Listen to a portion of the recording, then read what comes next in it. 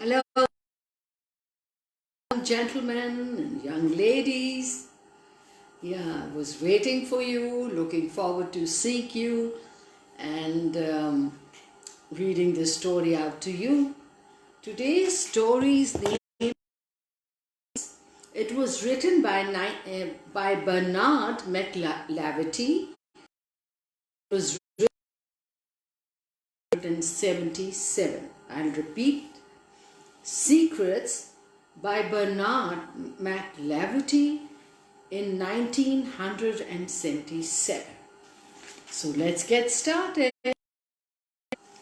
He had been told to be there at the end. Mary had been dying for some days now, and the house was full of relatives. He had just left his girlfriend's home.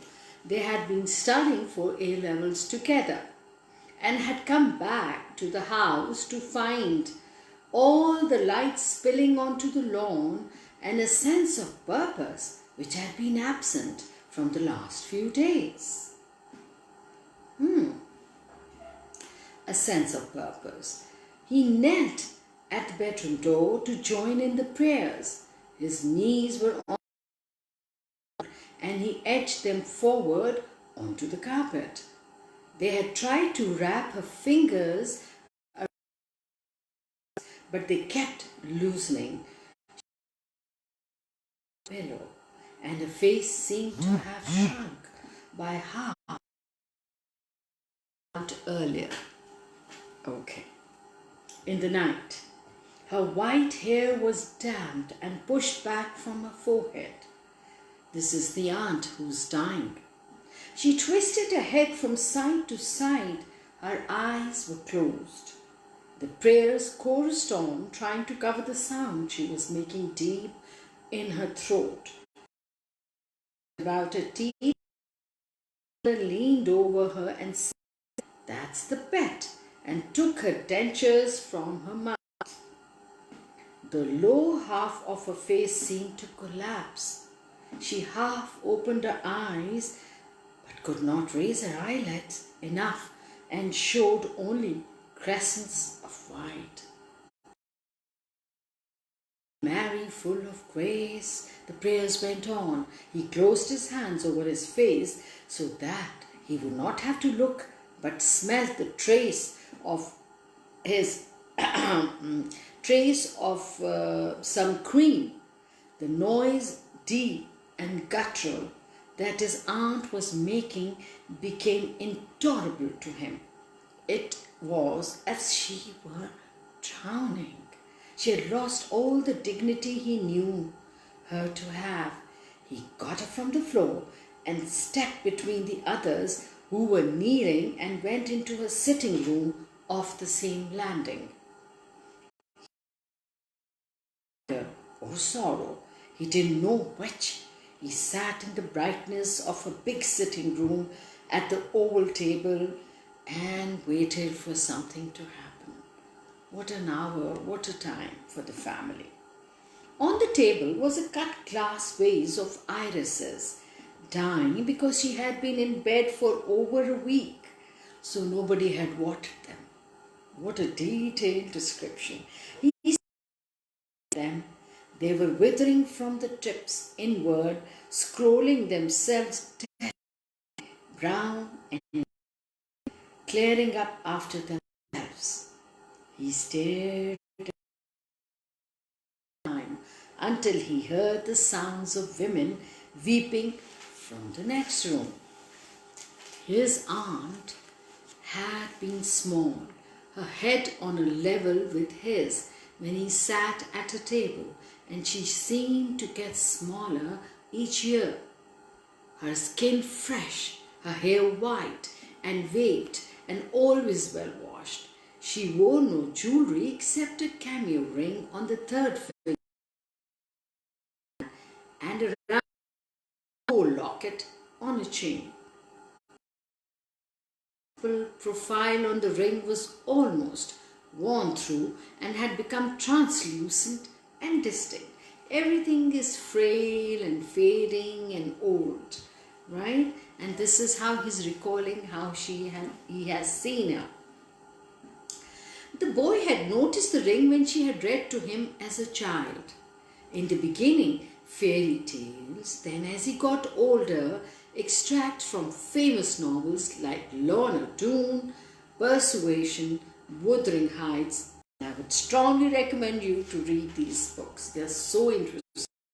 And her favourite extract, because she read it so often, Pip's meeting with Miss Havisham from Great Expectations.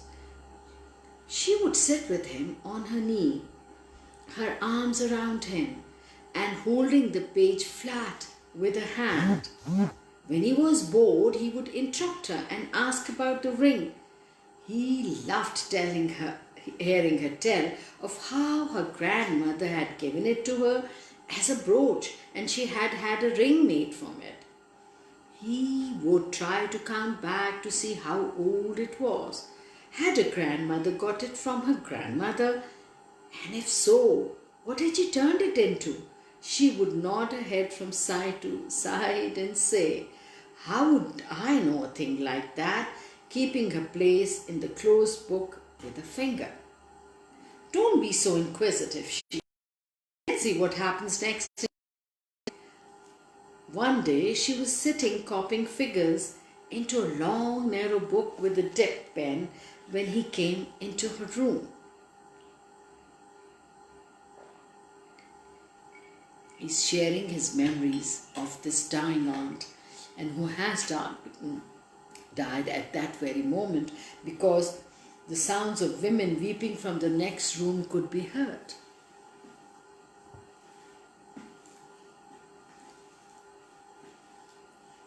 One day she was copying figures, like I told you. When he came into her room, she didn't look up, but when he asked her a question, she just said, and went on writing. The vase of irises on the oval table vibrated slightly as she wrote. "What is it?" She wiped the nib on blotting paper and looked up at him over her reading glasses. "I've started collecting stamps and Mama says you might have some." "Oh, does she now?" Then she got up from the table and went to the tall walnut bookcase standing in the alcove. From a shelf of the bookcase, she took a small wallet of keys and selected one for the lock. There was a harsh metal shearing sound as she pulled the desk flap down.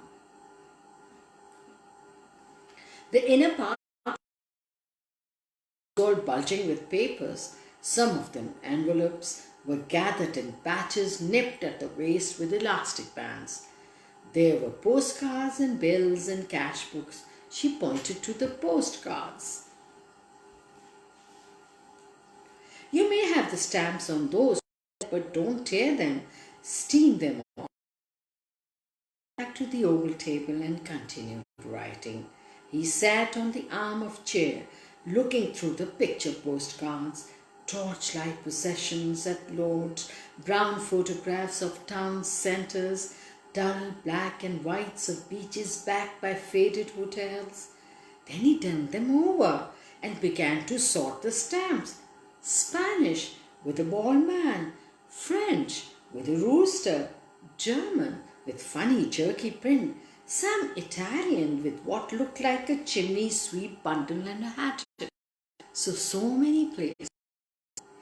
"They're great," he said. "I haven't got any of them. Just be careful how you take them off. Can I take them downstairs? Is your mother there?" "Yes." "Then perhaps it's best if you bring the kettle up here." He went down to the kitchen. His mother was in the morning room polishing silver. He took the kettle and the flax upstairs. Except for the dipping and scratching of his aunt's pen, the room was silent. It was at the back of the house, overlooking the orchard, and the sound of traffic from the main road was distant and muted. A tiny rattle began as the kettle warmed up, then it bubbled, and steam gushed quietly from its spout. The cards began to curl slightly in the jet of steam, but she didn't seem to be watching. The stamps peeled moistly off, and he put them in a saucer of water to flatter them. "Who is Brother Benignas?" he asked. She seemed not to hear.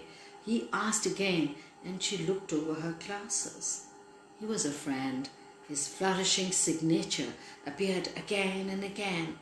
Sometimes Bro Benignas, sometimes Benignas, and once Iggy. "Is he alive?"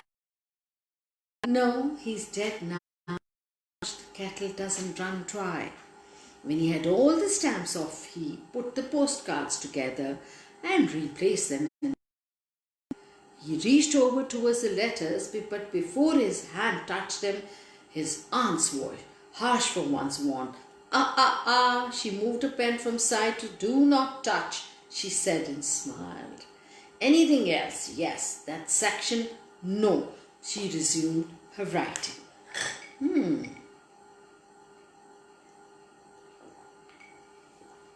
The boy went through some other papers. One was of a beautiful. It was very old-fashioned. He could see that she was beautiful. The picture was a pale brown oval set on a white square of card. The edges of the oval were misty. The girl in the photograph was young and had dark hair scraped severely back and tied like a knotted rope on the top of her head. High arched eyebrows, her nose straight and thin, her mouth slightly smiling, yet not smiling, the way a mouth is out at him, dark and knowing. "That? Why, what do you think of her?" "She's all right." "Do you think she's beautiful?" The boy nodded. "That's me," she said. The boy was glad he had pleased her in return for the stamps. So it was her. Other photographs were there, not posed ones like Aunt Mary's, but brownie snaps of laughing groups of girls in bucket hats like German helmets and coats to their ankles. Memories and memories. They seemed tiny faces covered in clothes. There was a photograph of a young man smoking a cigarette, his hair combed one way by the wind against a background in uniform. He without looking up. "Oh," said the boy, "but who is he?" "He was a friend before you were born," she said, then added, "Do I smell something cooking? Take your stamps and off you go. That's the boy." The boy looked at the back of the picture of man and saw in black spidery ink, "John, August 15th. "I thought maybe it was Brother Benignas," he said. She looked at the string in the wall. At first she said no, but then she changed her mind. "He was," she said, then smiled. "You're far too inquisitive.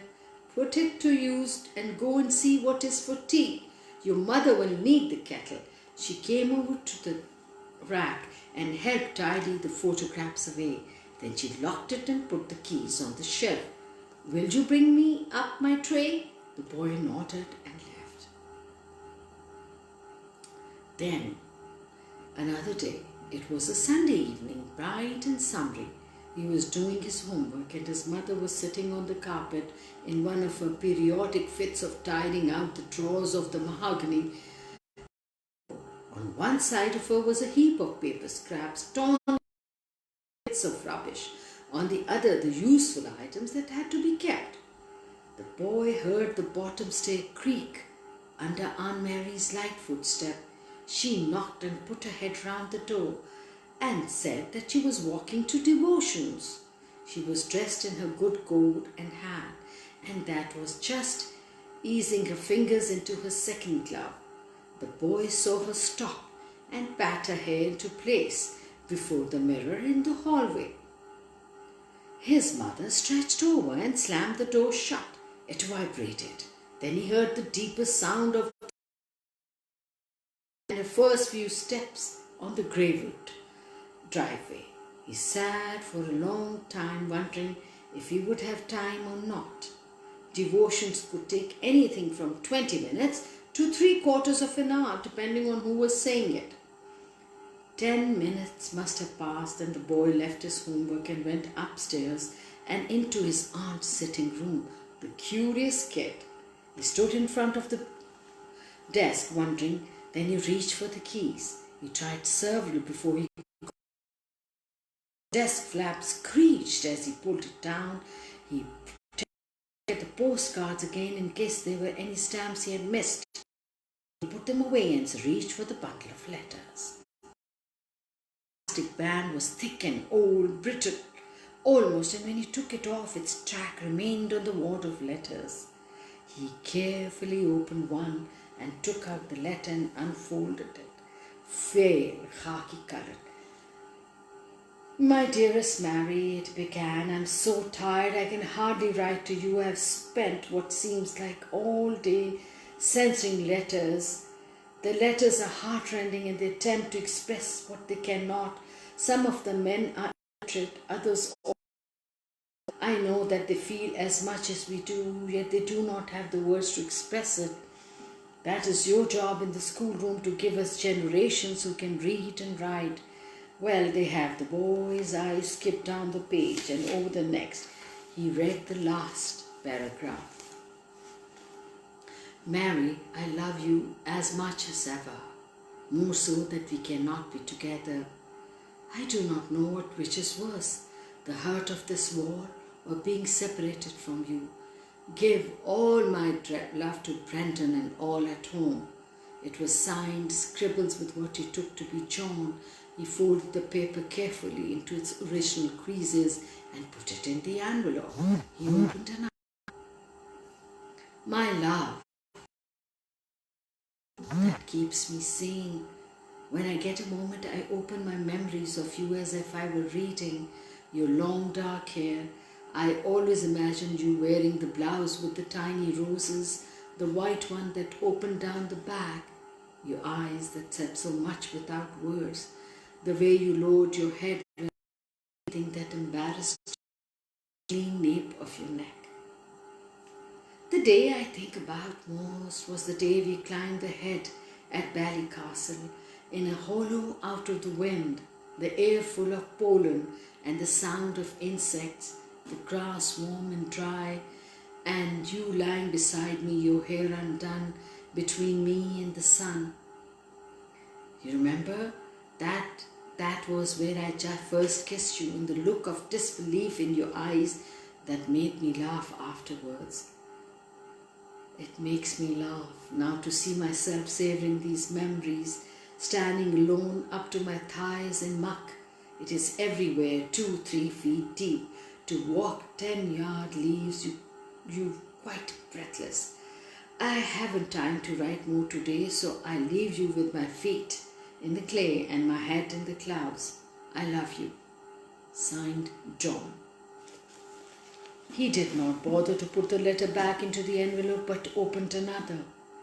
My dearest, I'm so cold that I find it difficult to keep my head steady enough to write. You remember when we swam, the last 2 fingers of your hand went the color and texture of candles with the coal? Well, that is how I am all over. It is almost 4 days since I had any real sensation in my feet or legs. Everything is frozen, the ground is like steel. Forgive me telling you this, but I feel I have to say it to someone. The worst thing is the dead. They sit or lie frozen in the position they die. You can distinguish them from the living because their faces are the color of slate. God help us. When the thought comes, this war is beginning to have an effect on me. I have lost all sense of feeling. The only emotion I have experienced lately is one of anger, sheer white trembling anger. I have no pity or sorrow, dead and injured. God, it is not me, but I am enraged that it had to be them. If I live through this experience, I'll be a different person. The only thing remains constant is my love for you. Today a man died beside me. I pulled him into a crater and stayed with him. I watched him choke and drown in his blood. I am full of anger, has no direction. He sorted through the pile and read half of some, all of others. The sun had fallen low in the sky and shone directly into the room onto the pages he was reading, making the paper glare. He selected a letter from the back of the pile and shaded it with his hand as he read. Dearest Mary, I'm writing this to you from my hospital bed. I hope that you were not too worried about not hearing from me. I've been here, so they tell me, for 2 weeks, and it took another 2 weeks before I could bring myself to write this letter. I've been thinking a lot as I lie here about the war, and about myself and about you. I do not know how to say this, but I feel deeply that I must do something, must sacrifice something to make up for the horror of the past year. In some strange way, Christ has spoken to me through the carnage. Suddenly, the boy heard the creak of the stair, and he frantically tried to slip the letter back into its envelope, but it crumpled and would not fit. He bolted them all together. He could hear his aunt's familiar puffing on the short stairs to her room. He spread the elastic band wide with his fingers, snapped, and the letters scattered. He pushed them into the pigeonhole and quickly closed the desk flap. The brass creaked loudly and clicked shut. At that moment, his aunt came into the room. "What are you doing, boy?" she snapped. "Nothing." He stood with the keys in his hands. She walked to the desk and opened it. The letter sprang out in a... "You have my letters," she said, with the words, and the boys could say nothing. She struck him across the side of the face. "Get out," she said. "Get out of my room." The boy, the side of his face stinging and red, put the keys on the table on his way out. When he reached the door, she called him. He stopped, his hand on the handle. "You are dirt," she hissed, "and always will be dirt. I die." Even though it was warm evening, there was a fire in the large fireplace. His mother had asked him to light it so that she could clear out Aunt Mary's stuff. The room then could be his study, she said. She came in and, seeing him at the table, said, "I hope I'm not disturbing you." "No." She took the keys from her pocket, opened the desk, and began burning papers and cards. She glanced quickly at each one before she flicked it onto the fire. "Who was Brother Benignus?" She stopped sorting and said, "I don't know." Kept herself very much to herself. She got books from him through the post. That much I do. She went on burning the cards. They built into strata, glowing red and black. Now and again she broke up the pile with a poker, sending showers of sparks up the chimney. He saw her come to the letters. She took off the elastic band and put it to one side with the useful things, and began dealing the envelopes into the fire. She opened one and read quickly through it, then threw it on top of the burning one. "Mama," he said. "Yes?" "Did Aunt Mary say anything about me?" "What do you mean? Before she died? Did she say anything?" "Not that I know of. The poor thing was far too gone to speak. God rest her." She went on burning, lifting the corners of the letters with the poker to let the flames underneath them. When he felt a hardness in his throat, he put his head down on his books. Tears came into eyes for the first time since she had died, and he cried silently for the woman who had been his maiden aunt, that she might forgive him.